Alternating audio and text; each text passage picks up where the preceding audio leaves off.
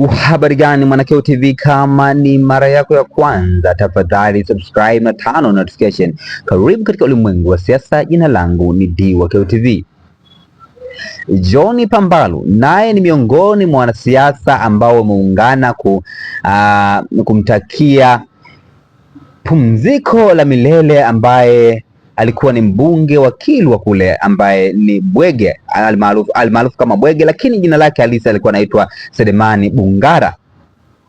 John Pambalu ameandika ujumbe mfupi katika mtandao wa Twitter akimtakia kila laheri Bwege, na nukuu: mpambanaji Bwege umelala. Makamu mwenyekiti wa Chama cha Demokrasia na Maendeleo Chadema Bara, Mheshimiwa John Heche ataongoza mazishi ya kupumzisha mpambanaji wetu.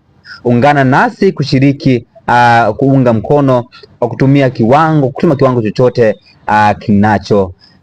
ulicho nacho kwenda kwa namba ya Chadema kanda ya Kusini.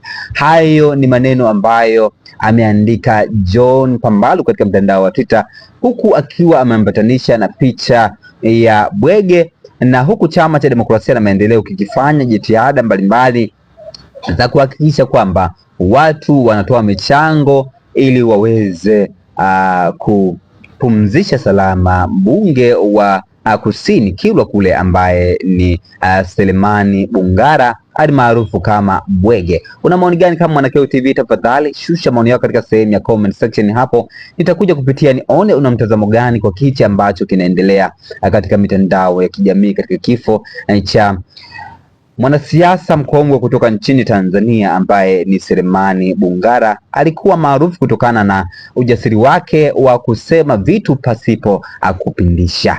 Jina langu Dwakeo TV, tunakuwa katika masuala ya kisiasa. Bye bye.